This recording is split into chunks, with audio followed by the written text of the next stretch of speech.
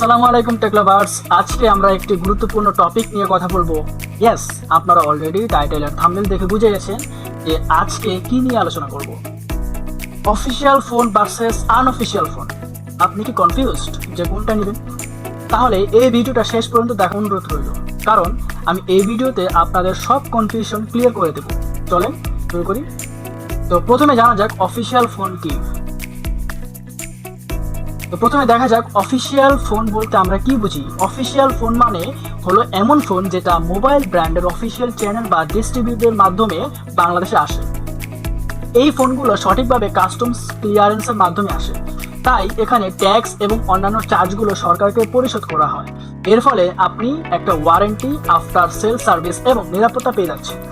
যদি আপনার ফোনে কোনো সমস্যা হয়, অফিসিয়াল ফোনে আপনি ব্র্যান্ডের সার্ভিস সেন্টার থেকে ফ্রি বা ডিসকাউন্টে রিপেয়ার করে নিতে পারবেন। এছাড়াও অফিসিয়াল ফোনে সবসময় থাকে সবগুলো নেটওয়ার্ক ব্র্যান্ড এবং ফিচার সঠিকভাবে কাজ করার নিশ্চয়তা। এবার জানা যাক আনঅফিসিয়াল ফোন কি। আনঅফিসিয়াল ফোন হলো সেই ফোনগুলো যেগুলো অফিসিয়াল চ্যানেল বাদে অন্য কোনোভাবে দেশে আসে।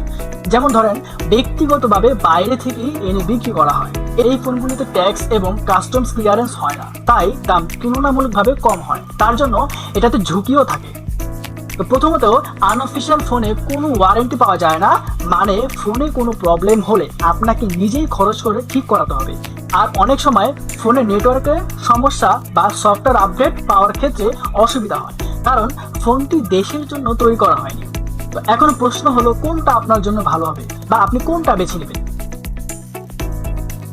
যদি আপনি নিশ্চিন্তে এবং দীর্ঘদিন ব্যবহার করার জন্য ফোন নিতে চান বা ফোন কিনতে চান, তাহলে অফিসিয়াল ফোন সবসময় বেটার অপশন, কারণ আপনি ওয়ারেন্টি পাবেন এবং সার্ভিস সেন্টার থেকে আফটার সেল সাপোর্ট পাবেন।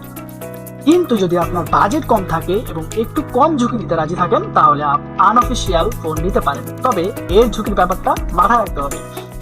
তো আমি আপনাদের কিছু টিপস শেয়ার করব, যাতে আপনারা ফোন কিনতে গিয়ে প্রতারণার শিকার না হন। যদি আপনি আনঅফিসিয়াল ফোন কিনতে চান, তাহলে কিছু বিষয় খেয়াল রাখা দরকার। প্রথমত, নেটওয়ার্ক ব্যান্ড চেক করতে হবে। নিশ্চিত হতে হবে যে ফোনটি আপনার দেশের নেটওয়ার্ক ব্যান্ড সাপোর্ট করে কিনা। দ্বিতীয়ত, IMEI নম্বর রেজিস্টার করা আছে কিনা সেটা দেখতে হবে, না হলে পরে নেটওয়ার্ক ব্লক হয়ে যেতে পারে। তৃতীয়ত, সাবধানে বিক্রেতা বেছে নেবেন। রিভিউ দেখে এবং বিশ্বস্ত বিক্রেতার কাছ থেকে কিনবেন, যাতে প্রতারণার শিকার না হয়।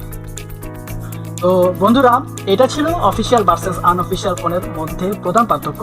এখন আপনার বাজেট আর প্রয়োজন অনুযায়ী বেছে নিতে পারেন। যদি ভিডিওটা ভালো লেগে থাকে তাহলে লাইক দিবেন, সাবস্ক্রাইব করতে ভুলবেন না, আর কেমন লাগলো তা কমেন্টে জানাবেন। ধন্যবাদ, দেখা হবে পরের ভিডিওতে।